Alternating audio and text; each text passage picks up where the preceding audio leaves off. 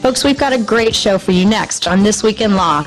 Jurors polling their social networks about their decisions, Nielsen scamming their way into private discussions and selling the data, ACTA losing its bark but not its bite. John Bergmayer, Kevin Thompson, and Evan Brown are here. Join us on This Week in Law.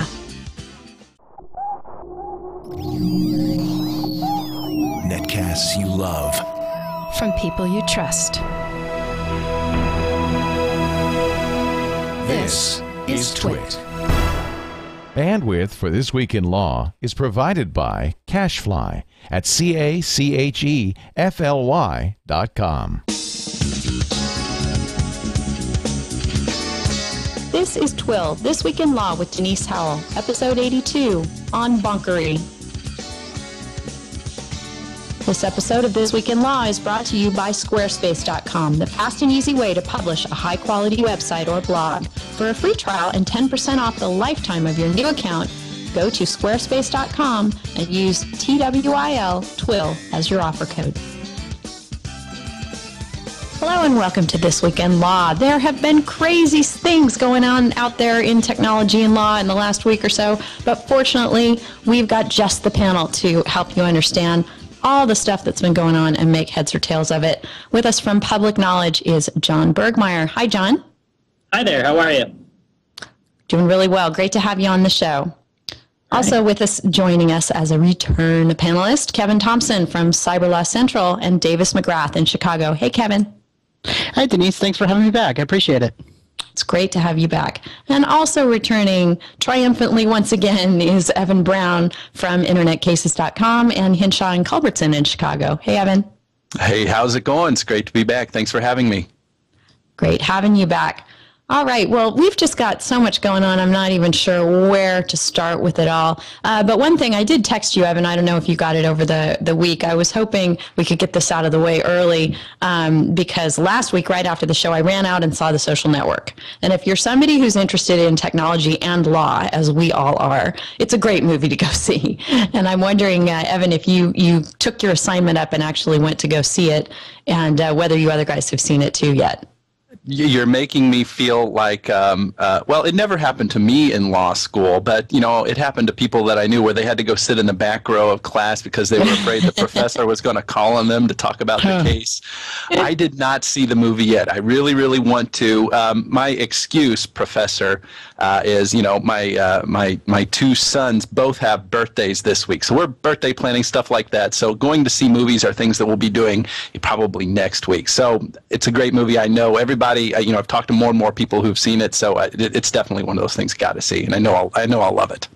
Yes, as people who are both interested in technology law and legally trained, you really have to go see it because there's so much that, you know, you'll either be tearing your hair out or just laughing or whatever. John, have you seen it yet? I haven't, no. Although in August I did watch the first 4 seasons of West Wing that Aaron Sorkin wrote all by himself, so I'm almost caught up on the Sorkin canon. Yes, almost. But this is a large omission now. And Kevin, anything from you? No, I certainly haven't seen it myself either. Right. We're talking about possibly going out this weekend. It's my wife's and I's anniversary this weekend, so we talked about going to a movie, but I don't think that's one she wants to see.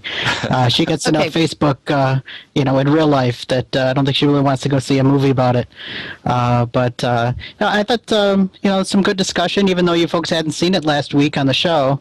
Yeah, I'm certainly interested in, you know, whether or not he's got whether Zuckerberg has a claim for, you know, defamation, even though he's a public figure. Yes, absolutely. I want. So none of you have seen it yet, and I'm giving you a couple of things to consider going in. Coming out of that movie, I was stunned. Literally stunned that it got made. Not so much because of the Mark Zuckerberg character, but because of the Sean Parker character. And what they did to Sean Parker in this movie. So watch that closely, and you tell me if you think Sean Parker's going to sue, because he is not generously portrayed, and not just as, you know, kind of a sleazeball of a person, but as somebody doing illegal things or on the verge of doing very illegal and morally questionable things. So let's just have you guys check out that particular part of the film. And also, it's pretty funny, as someone who litigated for many, many years, Evan, you're going to pick up on this. Procedurally, I could never quite figure out what was going on. Someone told me that they thought the whole movie was taking place in mediation, and I could see how someone would assume that. It's really more like a deposition context. There's a lot of, the action of the movie that's going on, and being depicted at Harvard, but then a lot of the narration and the setting up of the scenes happens in this conference room, law firm sort of setting, with the lawyers questioning the players at hand. But the interesting thing about it is, it's not just adverse depositional questioning. There's a lot of friendly questioning of their own witnesses. And so, I don't know if they just did that to save time or they weren't trying to be procedurally accurate or what they were doing. It does get the story out in an effective way. So I think it might have just been a narrative device. I'm sure. It's pretty crazy if you're a lawyer to be sitting there going, what exactly are they doing? This is not like any deposition I've ever been in. Well, it's like my wife is real fond of the Good Wife, which is supposed to be set here in Chicago. And let me tell you, those courtrooms are nothing like the courtrooms here in Chicago, one. And two, procedurally, they go all over the board on things that are nowhere near what the law should actually is. Procedurally, it's just all over the board. Right. Yeah, that's something I hadn't really taken into account, is that maybe depositions work different in other jurisdictions than the one that I'm used to practicing. I'm sure it's a narrative device there. Yeah, probably. Anyway, so definitely go see it. It's a crazy fun movie to watch on all kinds of levels if you're a lawyer and a tech law buff. So let's get on to something a little bit more substantive that all of you can discuss with me as well. And one thing I want to jump into, and one of the reasons I asked John on the phone as we talked, or on the show, is that we talked a couple of weeks ago about IVI.TV. I'm still not sure how to pronounce it. IVTV is what I've been calling it. And this is a service that for $5 a month will deliver to you on web platforms only at the moment via their downloadable application. Local television broadcasts in the same way that you would get them from a cable or satellite provider. And they have come under fire. They fired the first shot in sort of a I'm not quite sure the word I'm looking for, trying to cut things off early on and get a determination. They filed their own declaratory relief lawsuit. They have since been sued in a different court, I believe in New York this time, by all of the broadcasters. And so now they're embroiled in it and trying to figure out, if they have a business model that's going to survive these legal challenges. And as I was corresponding with one of their PR people, he was telling me that Public Knowledge had actually taken a look at what they were doing and decided that they at least had a fighting chance. So John and I got in touch at that point, and I'd like to have him explain what's going on here and why indeed they have a fighting chance. John? Well, I think it's cool to look back to the history of the cable industry and the 1968 Supreme Court case of Fortnightly, because the cable industry started out by just retransmitting signals without authorization, and they were sued, and it got to the Supreme Court, and they won.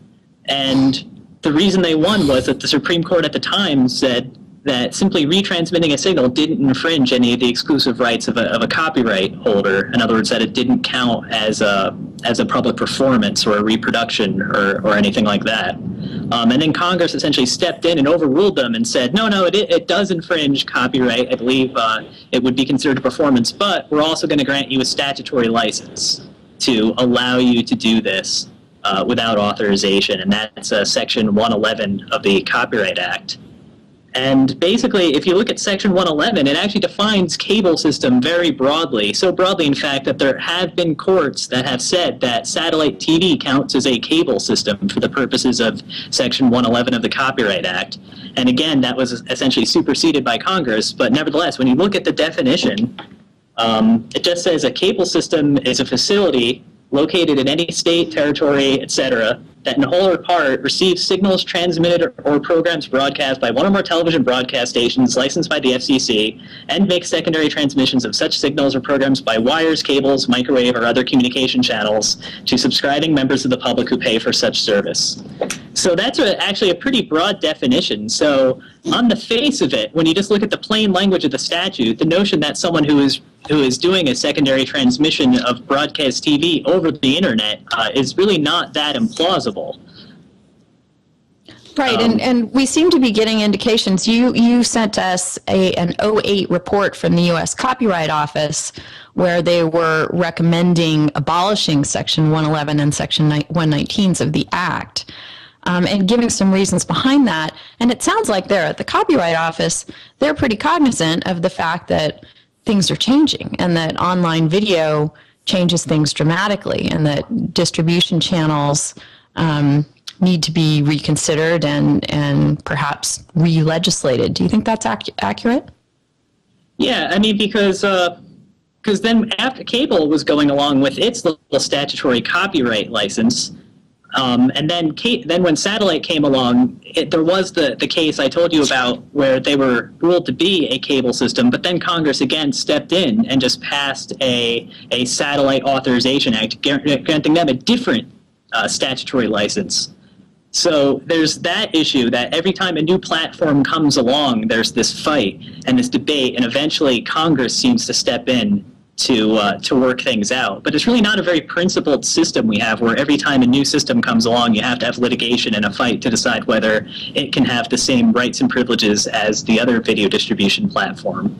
And then another thing to keep in mind is that the statutory license, that's just for copyright purposes. At the same time, there are communications law requirements that cable systems have to comply with involving must carry, retransmission consent, and all these other things. And part of IVI's claim, I'm likewise, even though I talked to them for about an hour, I'm not sure how to pronounce the name.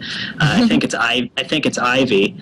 Part of their claim is that the FCC doesn't have jurisdiction over them, so they don't have to comply with the retransmission consent regime, because the statutory license only applies insofar as you are also complying with communications law requirements. So, there's two separate issues. There's the copyright side and the communications law side, and I think the two can get a little bit confusing. Yeah, absolutely. I think that this litigation will get confusing for all of those reasons. But what's really interesting, and then there's a good opinion piece in the Wall Street Journal about this, is just to watch, another industry find itself confronted with technology that maybe it didn't see coming, maybe it thinks that should not be able to exist, but that does, and takes their customers and delivers what they want here, not for free, but for a fee. And it's a good article on the Napsterization of the cable industry, perhaps by this development. And I guess there are competing services out there too, or other innovative services that are trying to do similar things with broadcast transmissions via the internet, taking them from the original broadcast source as the cable and satellite systems do. So it's something really interesting to watch. Kevin, do you have any thoughts on this? Well, I certainly read the piece, and I did take a sort of a broadcast law class back in law school. So I'm familiar with the general issues that John was raising there. But I don't really have too much more to add substantively. It certainly is something that I'm definitely interested in keeping an eye on as it goes along. Right. It's sort of, in some sense, it smacks of an end run around copyright law, because, of course, if somebody were to take their own transmissions coming in and capture them and retransmit them via YouTube, etc., that's what Google has gotten in trouble with over the years, and why things get pulled off the service now all the time for copyright violation. There are very stringent filters in place now, and that sort of behavior isn't sanctioned, but these guys are just, foregoing that whole concept, and, rather than making it on demand, they're trying to do become the cable or satellite system in a different context. So it's really kind of fun, I guess, to see that happen, and fascinating. And we'll just have to see where all the legal machinations of it go. I mean, I would just sum up by saying that, I could talk for an hour about the legal intricacies of the situation and the various issues that are at play. But, when you just step back and think about it, it really doesn't make sense that cable systems get special privileges under the law and satellite systems get special privileges under the law that's based essentially on their political pull. That the law shouldn't be making these technology-specific differences when it comes to either communications law and broadcast law or copyright law. And I think IVI, I think they're pushing the boundaries of that, and I wish them luck. And I think they have the strong policy argument, but the legal arguments are tricky. But I think they could go either way. All right, well, let's go to another policy topic since we've got our guru from public knowledge with us today. I have something in the show notes for folks to take a look at by Professor Geist up in Canada, which is a nice summary of what has happened most currently with ACTA and how it appears ready to be put out there for adoption. He calls it ACTA ultra-lite, the U.S. cave on the Internet chapter complete. I prefer ACTA 100s, actually. I don't get into the ultralights. Yes, exactly. It's low on carbohydrates and calories now. John, you guys have followed ACTA from its inception. What's your take on how it's set now to go to its final form? Well, I actually did attend a briefing by the USTR about ACTA a few weeks ago, and there are a few items that aren't finally decided between the countries, but they seemed very confident that there would be agreement. In other words, I think that the U.S. is probably willing to continue to cave on its demands about the language if they can be so confident that there's going to be an agreement. That must mean that they can only know their own minds. We generally agree with Michael Geist that the Internet chapter is much improved. It's not perfect. I mean, there's a question as to why such vague and general language even needs to be passed at all. And there are any number of issues. But I do have to point out that a lot of groups like Doctors Without Borders continue to say that there are serious problems with the agreement with regard to access to medicines by third world countries and other issues. So even though I would say that the Internet chapter is much improved, I would hesitate to say that ACTA itself is much improved. Because my organization and most of my friends have mostly followed the Internet chapter, but that is only one component of the entire agreement. Right. But one important point it appeared that this, if it were going to be widely adopted, it was going to be the United States de facto exportation of its DMCA law to other countries without any need for the legislatures of those countries to consider or approve such a thing. That appears to be now not mandatory but optional. So that's a good thing. Any other key points to note about the changes as it has evolved? Well, just on an interesting point, I mean, in the United States, we're saying that it's an executive agreement that colors within the lines of U.S. law. That's the USTR's position, and thus it doesn't need to be ratified by Congress because it doesn't actually have it doesn't institute any legal changes. But there are other countries where it does have to be ratified by their parliament, for example. So it's interesting how you can have this one agreement that in one country counts as a treaty and another country just counts as a sort of memo. So there are countries that do have to ratify it. But no, I mean, beyond what you've said and beyond what Professor Geitz has written, the most egregious parts of the exporting the DMCA and exporting the protections of copyright law without the limitations and exceptions have largely gone away.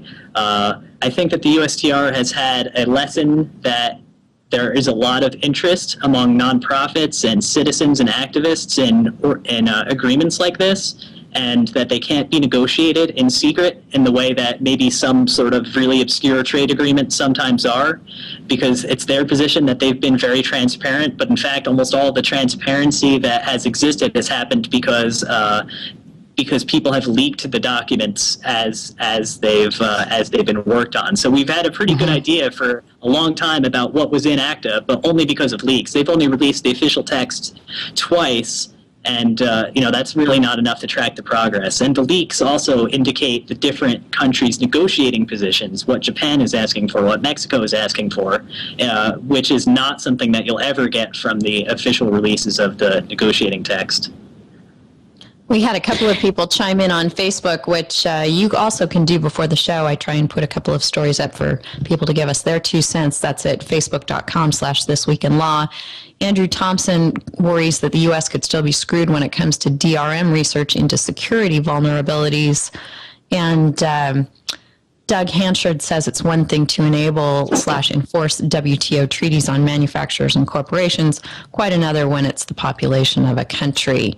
Evan, have you looked at it too? We had quite a debate about the 3 strikes provisions. Do you know what the status of that is as we hone in on finalizing this thing? Yeah, I don't think the 3 strikes provisions are in there, are they? I mean, I would be corrected, be happy to be corrected on that, but I don't think they're in this current version. Am I right on that? I mean, that seems like kind of a threshold issue, but I don't want to miss anything obvious. John, do you know? Yeah, I believe you're right. I'm not our head, ACTA guy, and I don't have the text in front of me, but I'm fairly sure that's correct. Right, and that's one thing I found a little bit. Good. I found a little bit confounding about Michael Geist's article, because he was, kind of being critical of the U.S. for caving on all of this stuff, and it seems like, well, maybe I was just being patriotic and being all Sarah Palin or something like this, because he was criticizing the U.S. and I didn't know how to read the article then, for caving on all this stuff, while at the same time saying that the 3 strikes provisions aren't in there. Okay, fine, whatever, on all of this stuff. So, if that's not in there, that's a good thing. I mean, we've still got the DMCA and all the stuff that it has here in the U.S., and so we don't see the expansion of those principles into other parts of the world, which I think we can all, as reasonable people, agree that any kind of mandate on terminating internet access for repeat infringers without certain, and we'll just call them due process procedures in place, is not a good thing. I think we all agree that would not be a good thing, to be able to terminate accounts and access without the appropriate safeguards. I think the most interesting thing in terms of ACTA that's on my mind is something that Mike Masnick over at TechDirt just put up earlier today. Whether or not it seems that ACTA in general may be in a little bit of trouble in terms, from the U.S. perspective, because there seems to be a lot of discussion about the patent issues. And I don't purport to be to know really anything at all about what ACTA says about patents, but this underscores the point that there's so much more in ACTA just in the internet provisions. And even though we see the internet provisions shaping out in a certain way, and we see ACTA as a whole kind of coming to some end point here, there's still a lot up in the air, and it's worth kind of being aware of the whole landscape of everything that's in it. So who knows? It's still an uncertain future on ACTA. Kevin, what do you think? Pussycat or tiger? House cat. There you go. House cat. I think it's still got some claws, but I think a lot of the big teeth have been removed. So I must commend all the people out. Oops. I think we may have just lost Kevin there. I am just not convinced that when these things happen with Skype, it's not content-based. Somebody has said something. Yeah. Exactly. Some sort of switch just got thrown. Right, but we'll let you know when Kevin's back with us. And maybe this is a good indicator. We've got lots of fun stuff to talk about. I want to talk with you all about Bill Shock. And that's not somebody's name. That's something we all might suffer or have suffered. And what lawmakers want to do about it. Oh, good. Kevin's back. You want to finish your thought real quick? I'm about to go to our ad and then pick up some fun more stories on the other side. But your final thoughts on ACTA? Oh, I just wanted to, commend everyone who's, brought, this issue to the fore. Michael Geist, for writing about this, and a lot of other people for bringing, all this stuff to light. I mean, John's 100% right that we wouldn't probably have this agreement the way it is today if a light hadn't been shined on these secret negotiations. So that's sort of where I'm out on it. And sorry about losing my connection there. All of a sudden, it was just gone. So that's okay. But glad we're back. Evan thinks there's more than a ghost in the machine. Yeah. We shall see. Kevin, just don't mention network neutrality, and we'll be all right. Oh, goodness. Well, we're not going to mention network neutrality much, I think, on the show to come. But we do have an update on that school district that got in trouble for its webcams. We want to talk about the Werner versus Autodesk case and the first step doctrine and reselling software and briefs that have just been filed over there. Also want to talk about this great piece in the Wall Street Journal that had Nielsen, the ratings people, but they're also a data gathering source that's now for pay, social engineering their way into otherwise private, quote unquote, internet discussions, and then scraping that data and selling it for profit. But before we get to all of that, I want to thank our good friends over at Squarespace. My blog is hosted at Squarespace, and in fact, it's not just a blog, it's a whole website now, if you want to go check it out at bagandbaggage.com. And this episode is brought to you by Squarespace, and I can tell you, it is the fast and easy way to publish a high-quality website or blog. What you get when you use Squarespace is a really, really simple and intuitive UI for managing or creating your website or blog. It's optimized both for beginners and CSS experts, so wherever you fall on that spectrum, it's great for you. There are hundreds of wonderful pre-made templates to choose from. The designs are really cool. You can check them out in their examples gallery. There are lots of different modules. You can customize your page to have it be anything that you want. You can have a blog part, you can have a forum, you can have forms, you can display all your Flickr photos, you can display all your other photos in this really nice light box kind of arrangement. If you're a photographer or a designer, it's a great way to show off your work. There are social media widgets that bring in that part of your world. There's Google Maps and more. The tracking and the built-in optimizer for search results, etc., is really, really wonderful. It has permission access handling, cloud architecture for speed and site stability. Evan, you were having a few issues with InternetCases.com this last week. I've never had any issues with bagandbaggage.com since I've been on Squarespace, so you might consider switching over. It's really nice to just have that ironclad reliability built into your web host. It's really intuitive to drag and drop to set up your site. And there's an iPhone app to be able to log in and update wherever you go. You can use Squarespace for all your website needs. Build it, host it, update it anytime. All you need to do is sign up for a free account. You don't even need a credit card. Just try it out, build your site, import your blog from elsewhere. It's set up great to do that and also to export on the other end should you ever decide to leave and try a different service.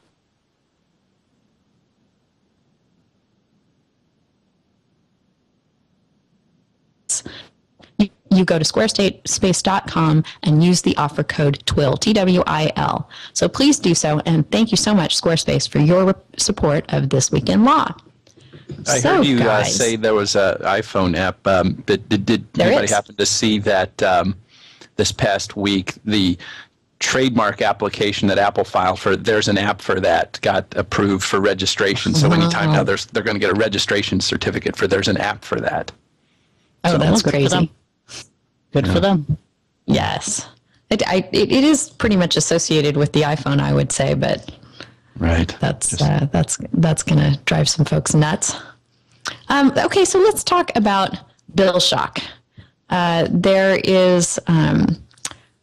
are proposed new rules before the FCC that would alert smartphone users when their mobile phone usage is about to ring up unexpected charges.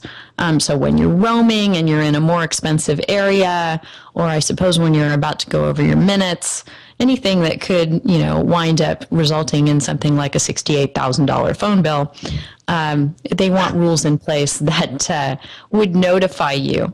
And it's funny, I just saw something this past week on Facebook. A friend of mine got, I'm not sure if he got taken in or if his account was just flat out unauthorized accessed by one of these quiz-taking services that tells you, it's like an IQ quiz. You take 10 questions or whatever, and then they score you, and there's sort of this game-playing aspect to it where you see if you're the high score for the day or how far along you are, on that continuum. And then, though, in order to get your score, they make you provide your wireless carrier number and they text it to you. But in the process of doing that, you're signing up for some whoppingly expensive and you service. automatically deduct 20 IQ points then just for signing up, right? Exactly. That's the irony of it all. So I suppose that sort of thing, at least, is what the FCC has in mind. What are they saying in Washington about this scheme, John? Well, I mean, it's interesting because a lot of what the FCC tries to do, they try to do unanimously. Like, they try to have all 5 commissioners. And I'm not sure what the vote was, but there were some strong statements, against the whole concept by the Republican members of the commission. And really the issue is divided up on, typical left-right grounds. I mean, often some of the more consumer protection-oriented or left-leaning groups are in favor of strong FCC action to protect consumers from really high bills, and a lot of the more libertarian-leaning pro-market groups think that just competition between the cell carriers should be enough when there are problems. A competitor can capitalize on its opponent's missteps and capture some customers that way. So I mean, my group is generally in favor of bill shock because although there is some competition in the wireless space, I don't really think it's enough to keep all of these anti-consumer problems in check. And the FCC has for a long time had rules against slamming and cramming on landline telephones and similar things, and even worse things happen with wireless phones. So, I think it's reasonable, and I think at the end of the day, the wireless carriers aren't going to have too much objection to this because it really should be a customer service headache for them to have to deal with these occasional $64,000 bills. Yeah, absolutely. Kevin, what do you think? Should this burden be placed on consumers to actually read and understand when they're clicking through something or signing up for something that could hit them with a big charge? Do we need Big Brother government watching us on this? Well, I really think it would be handy if, people actually could tell where they were reliably for their data usage. They don't have to necessarily, I think for my AT&T account, I actually have to log into a website to see how that's going. Of course, my phone is a little older and, may not have a current app for keeping track of this stuff. But I think that there's plenty of instances where somebody has gotten this unexpected charge, maybe not $30,000, but $50, $60, and that could be a lot of money for some of these people who might be on a fixed income. They may not realize, for example, that they've got roaming charges that are higher than expected. I know some people that were camping up in northern Wisconsin and ended up picking up a Canadian cell tower and got international roaming. Which was completely unexpected. Yeah, their second week in deer camp was quite expensive. But I really think it would be good for the companies to make that alert.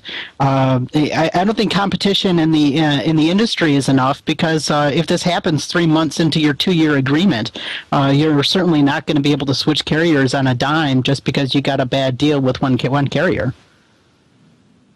Evan, what do you think? Do we need law for this? I mean, it strikes me as something of just another theme that we talk about a lot on the show, the fact that terms of service are becoming more and more useless in today's day and age, and people don't read them, and there are consequences. And here we have the government trying to address that issue. Is that a good thing? I don't know. I'm skeptical of a legislative solution to a problem like this that probably has a simpler technological and marketplace influenced solution. And I think this is what you were saying something about, Kevin. You know, if it were just easier to find out this information and, you know, to know whether you're about to incur some charges or if you have incurred some charges that you didn't expect, that seems like it would really solve the problem here to the extent that it really is a problem.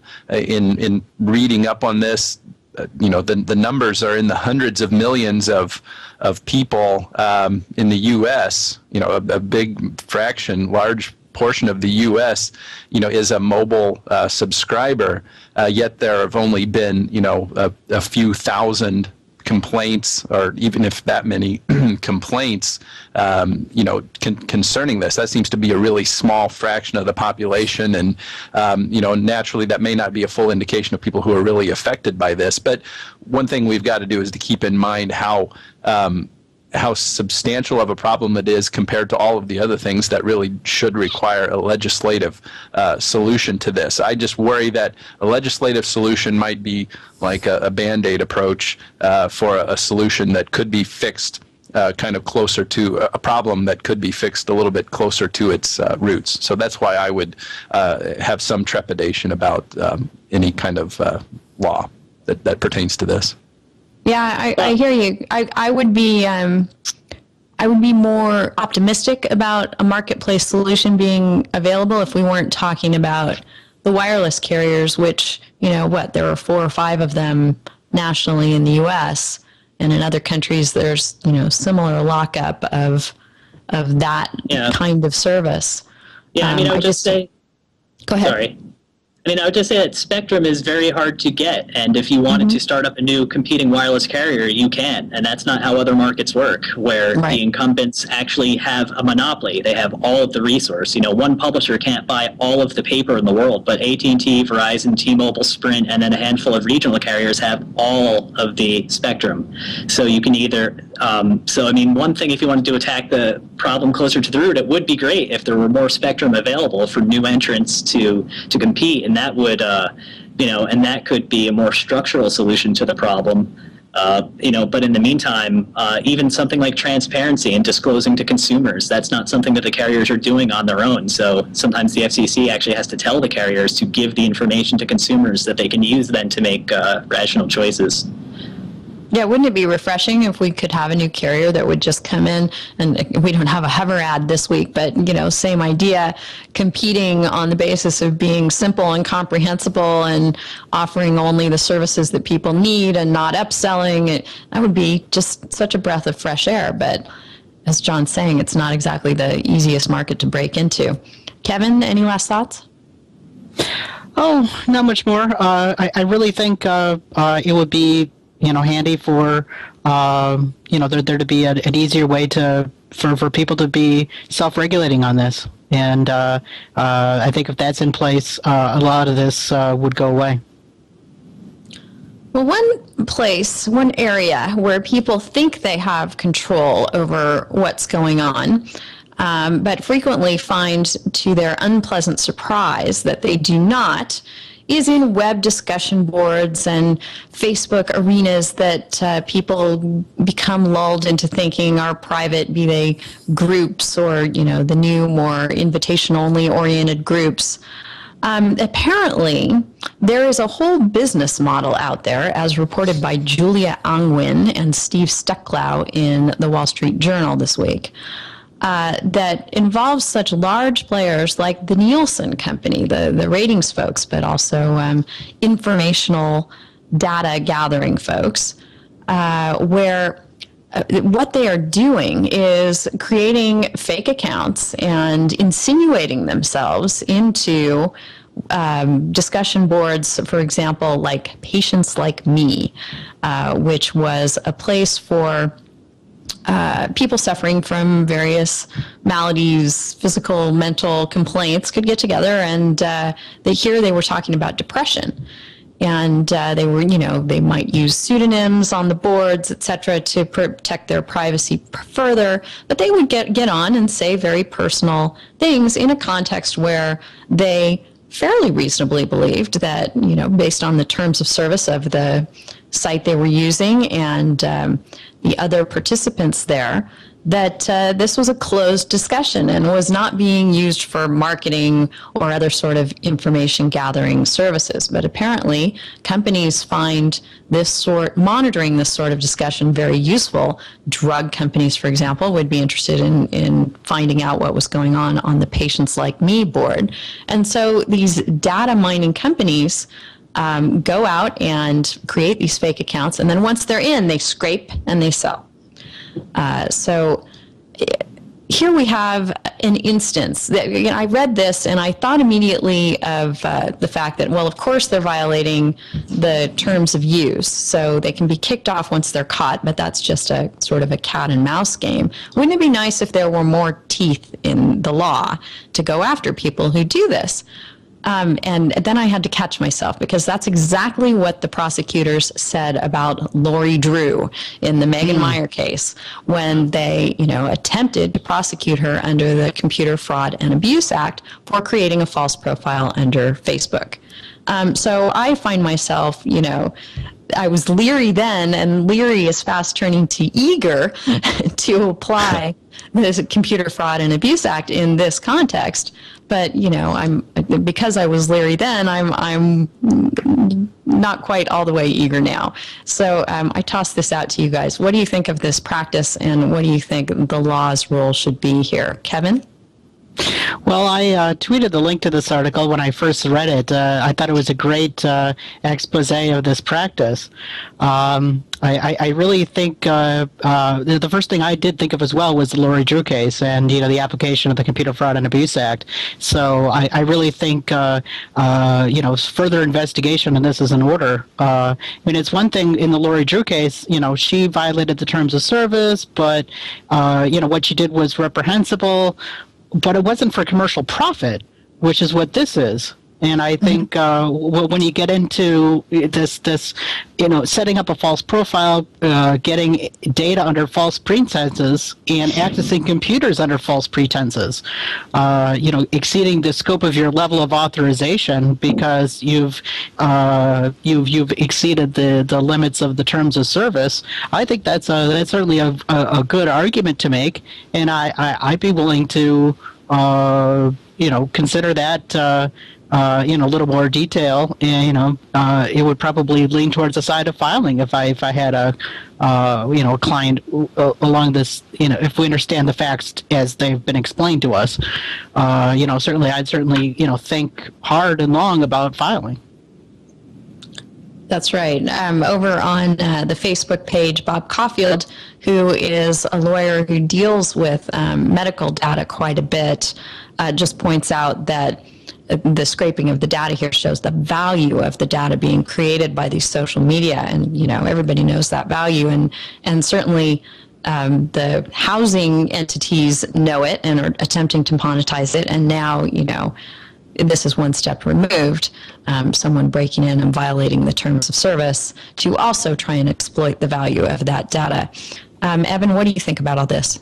Well, you've got to love this fact pattern, or any fact pattern dealing with content scraping like this. And, if I were a cyber law professor, I would use a story like this, as a fact pattern on a test, because you can really bring in all kinds of really important issues that pertain to the law of the internet when something like this happens. To address what we've talked a little bit about so far, I'm a bit skeptical as to how well a private cause of action under the Computer Fraud and Abuse Act would fare in this kind of situation. Say if I were a member of a forum and someone like Nielsen or some other information gatherer accessed that site, even in violation of the terms of service or otherwise, without authorization. Maybe they did something technologically to get around some protection. I would worry about how well that Computer Fraud and Abuse Act claim would stand up on a motion to dismiss there, because the Computer Fraud and Abuse Act has as one of the required elements in a civil cause of action, this tricky element of the required amount of loss or damage. And the way that damage is described under the Computer Fraud and Abuse Act, which you have to show is the system, the computer itself, that is being accessed without authorization being adversely affected, so that data are corrupted or the system is slowed down like in a DDoS attack or something like that. And then there's the loss that a plaintiff has to show as well. And for most civil causes of action, you've got to show at least $5,000 worth of loss attributable to that damage. It's not always hard to come up with $5,000 in losses from other things like emotional suffering, even theft of trade secrets, something like that. But most courts, look at that loss has to be tied to the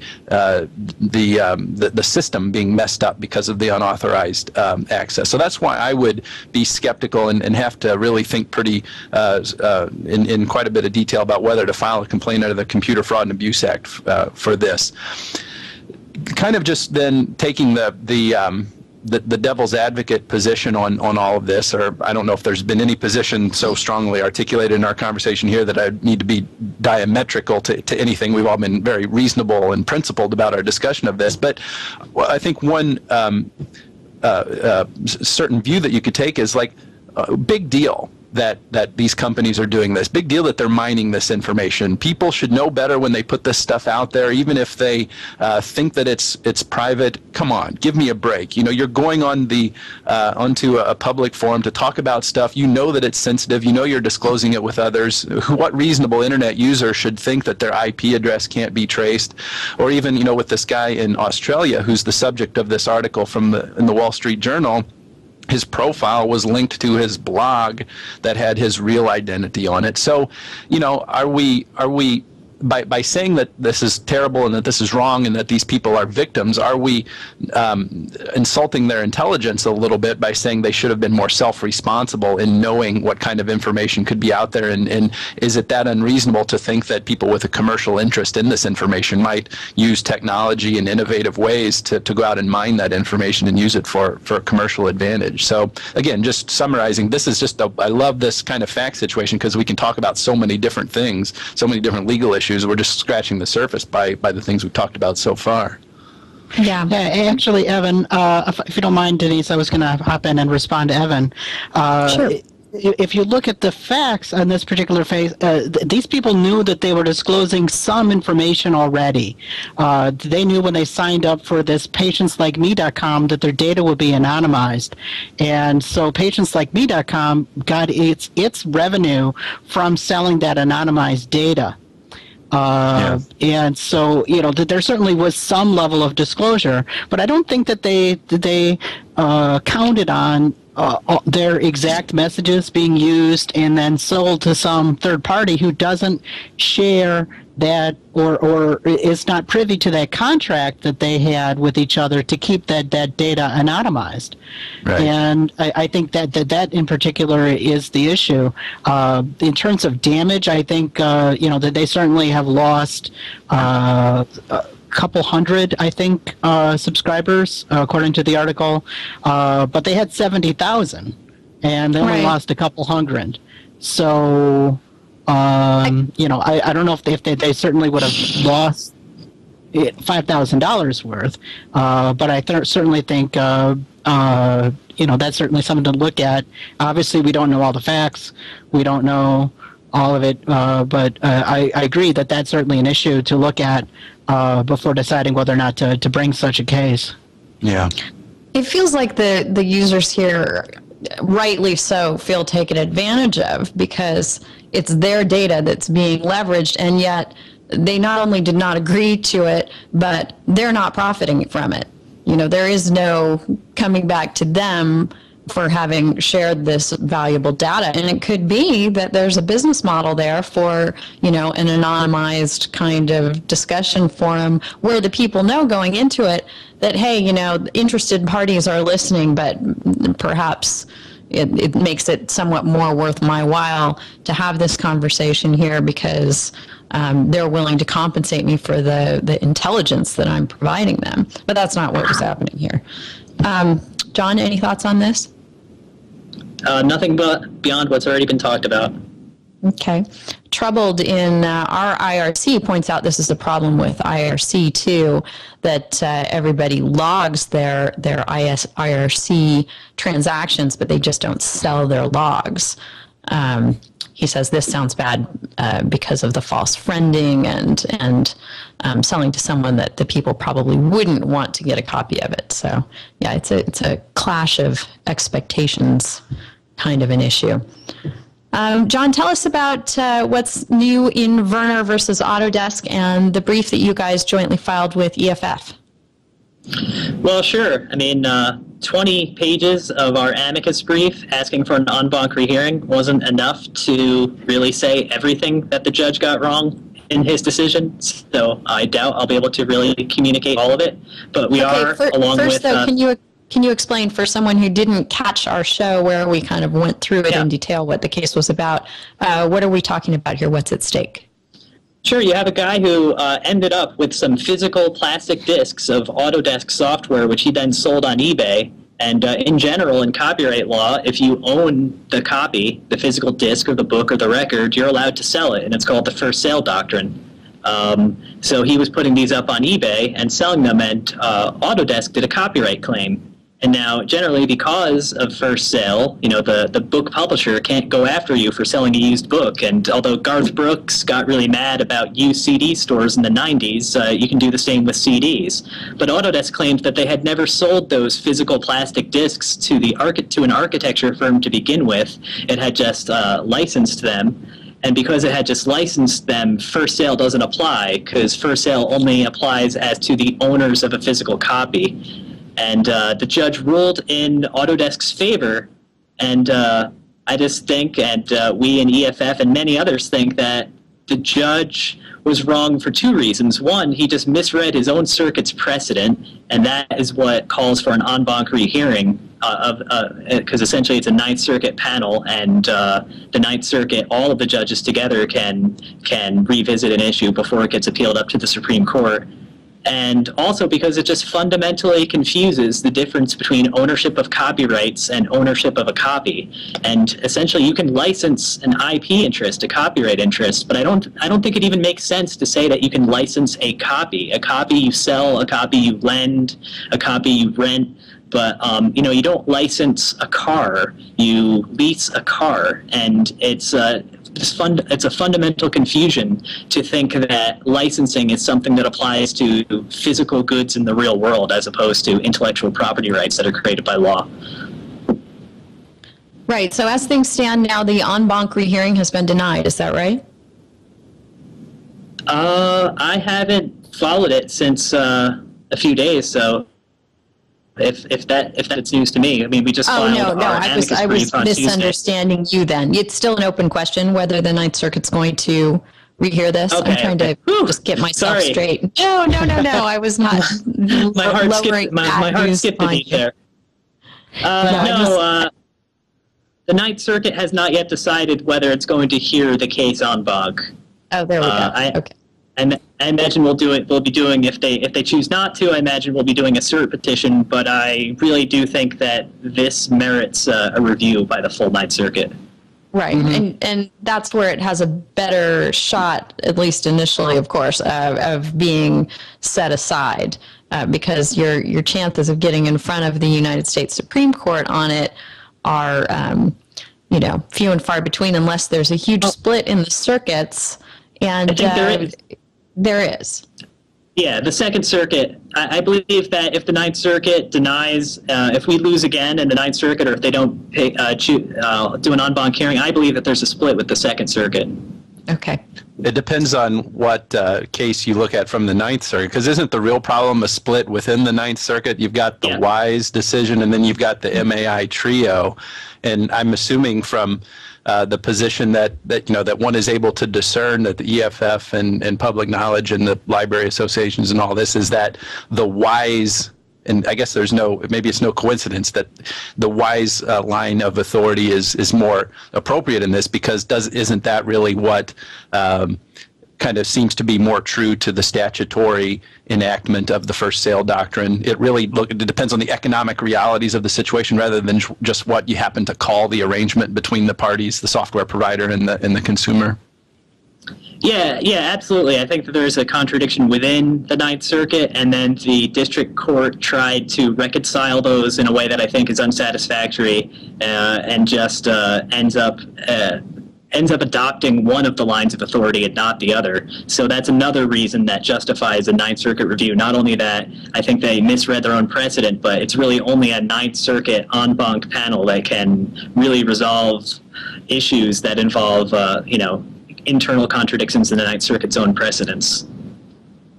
John, what do you think the chances are here of either the Ninth Circuit or the U.S. Supreme Court ultimately coming to terms with the fact that the first sale doctrine maybe needs to evolve and take into account digital distribution more than it has traditionally? Well, I think when you're talking about digital distribution, I mean, it's important to say that that is not the issue in Werner. And in the case at hand, it is a physical disc, just like a record that you'd buy at the store. So it's not an issue like it's an Amazon download. But at the same time, I just don't...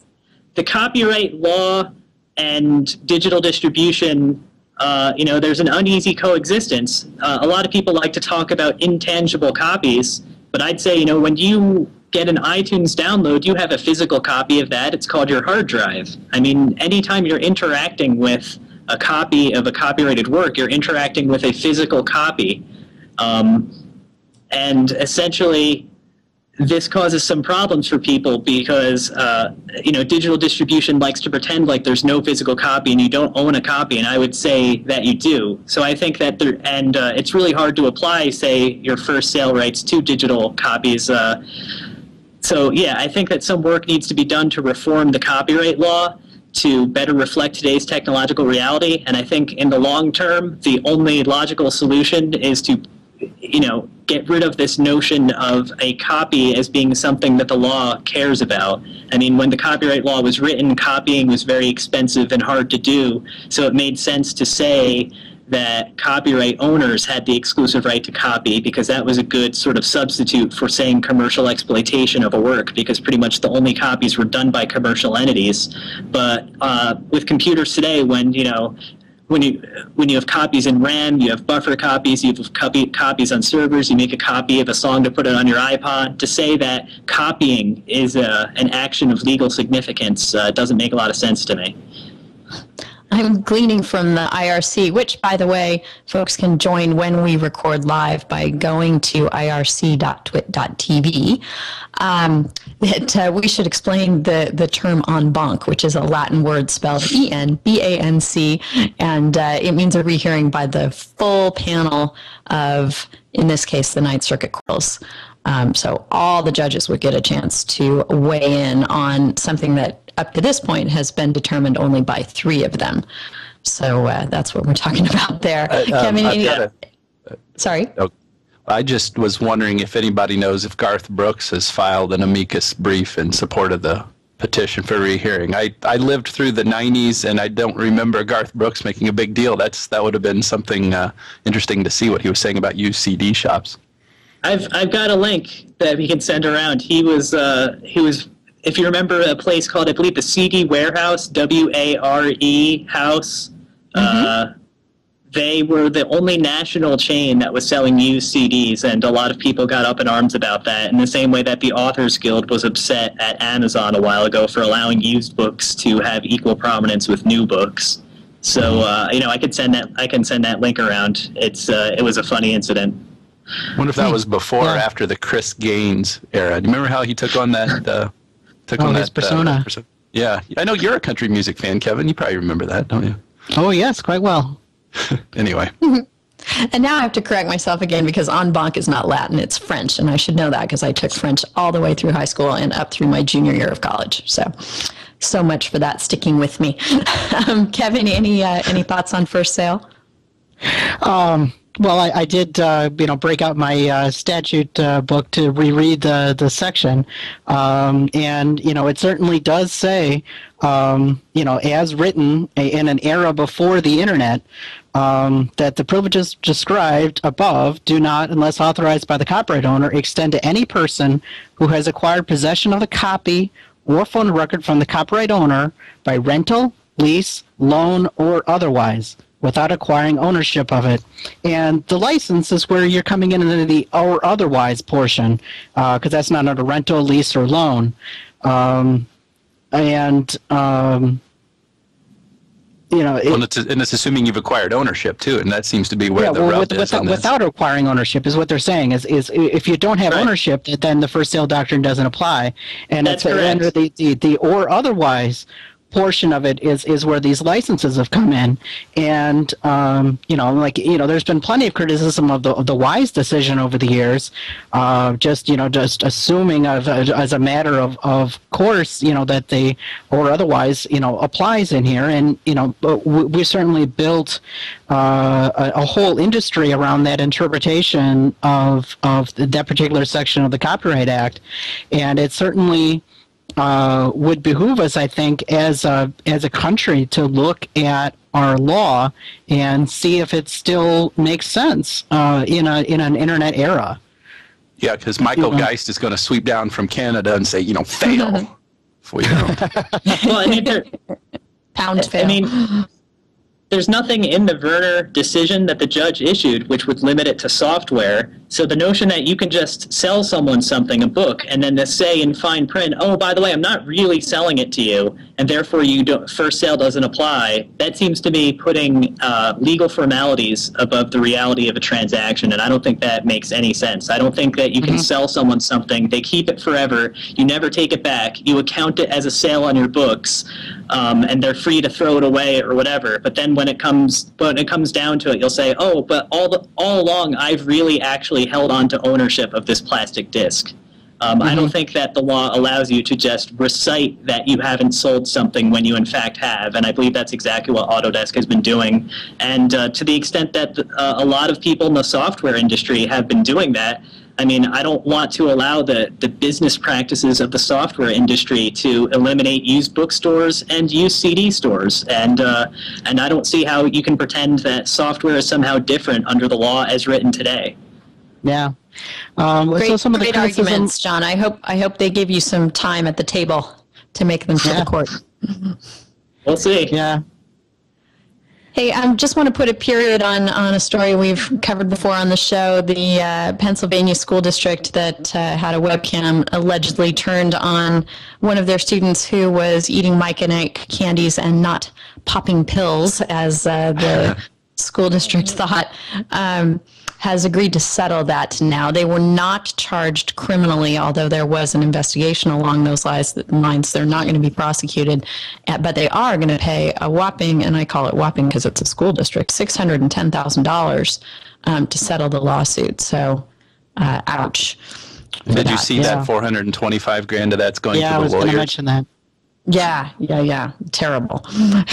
So, good object lesson, I hope, for other school districts to keep an eye on their IT folks and how all this wonderful technology that we're using in the schools is used and hopefully not abused. And who eats Mike and Ike's?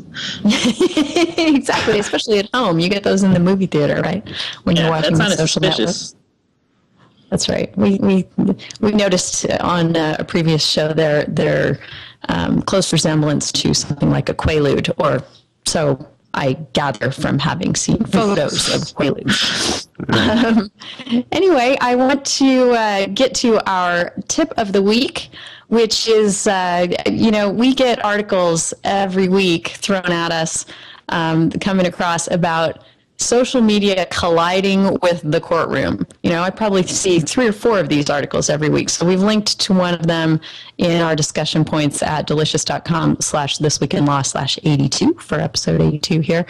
And this particular one is in Daily Finance and talks about a number of interesting issues coming up with Facebook, Twitter, and jurors. The one that caught my eye was the juror in the UK who was dismissed from the case, thankfully, for actually crowdsourcing. I'm not sure if it was a him or a her, but the juror's decision in the case. So, tossed it out there to their however many followers on Twitter and said, hey, should I convict or not? So our tip of the week would be don't crowdsource your jury decision. And in general, both for lawyers and people involved in the judicial process, be very, very careful of the interplay of your social media life and what goes on in the courtroom. Evan, any thoughts on this one? You could probably also get out of jury duty too, during voir dire, the part where the lawyers and the court's interviewing prospective jurors and talk about your social media addiction, how you just can't keep quiet. And so nobody's going to want you on the jury then. So that's an excellent tip of the week for people who are looking for ways to perhaps not do their civic duty, which we would never encourage. So unless, let's see, John or Kevin, I'll let you chime in on this one just because it's fun and funny as we close things up here. Kevin, any thoughts? Oh, I just think it's funny that, people are starting to talk about all these things people say about juries. In reality, it's probably been going on for a long time. It's just we're finding out a lot about it now because it's, being published to the web and being published, in what people think might be a private forum, but in reality, it isn't. Twitter goes out to more than just your followers. It goes out to the big stream, and anybody can search it. So, I think it just behooves people to keep in mind they're outside of just the general, context of when you're on jury duty. Just be very careful of what you put online. Yeah. John, is there a policy angle to clumsy social media usage? I don't think so, but I mean, maybe in the past before iPhones existed, it didn't seem like such a deprivation to not be able to use your iPhone on jury duty. But now all of these things are coming online and everyone has them. And it turns out that they're just totally incompatible with our jury system.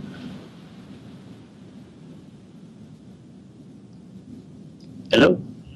Hi, there you go. You Skype froze on me. I'm not sure if it was me freezing or you freezing, but I was just waiting for you to come back, and you did. Well, if you missed anything I said, it wasn't that interesting, so I wouldn't worry about it. I think I may have, but I'm hoping the recording got it, so I'll go back and listen. Good. I heard it here, too. Good. Yes, that was me. All right, so the tip of the week actually comes from, the resource of the week comes from Public Knowledge, and it is also somewhat tongue-in-cheek and lighthearted, the Internet Policy Fantasy League. So for those of you who find it fun and entertaining to follow these sorts of issues in sort of a more team-oriented way, over there on the Public Knowledge blog, there's a link to a guide published by the Information Technology and Innovation Foundation on their take on who's who in Internet politics. So that's fun to check out. John, do you like being on Team B here with CDT and Center for Digital Democracy, etc.?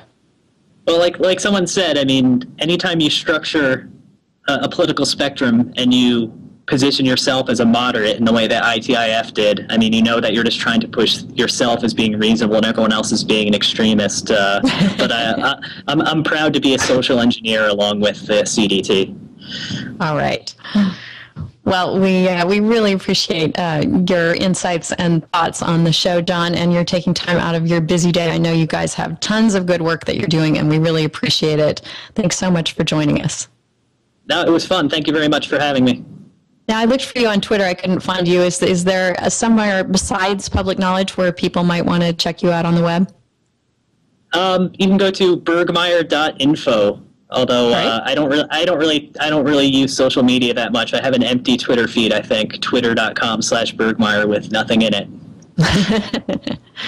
Well, at least we know that you're there doing all your good stuff at Public Knowledge, and you post over there on the blog from time to time, and we'll look forward to following along with you there. Absolutely. Thank you very much. Thank you. And Kevin Thompson, who is Cyberlaw on Twitter. Yes. Thanks so much for joining us. Well, thank you so much for having me, Denise. I really appreciate being asked to be on. A very pleasant way to chat away the afternoon. It really is, and we really appreciate your thoughts and your taking the time. And Evan Brown at Internet Cases on Twitter, internetcases.com. Thank you so much once again for joining us. Always so much fun. Thanks for having me. Great time. Really great time. And folks, you can catch us every Friday at 11 a.m. Pacific. We are now in daylight time, even though soon to be standard. And that means 1800 UTC, 1 o'clock Central, 2 p.m. Eastern.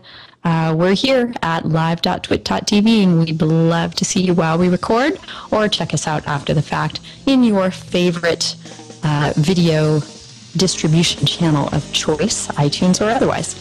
Love to connect with you each and every week here on This Week in Law. Thanks so much for joining us.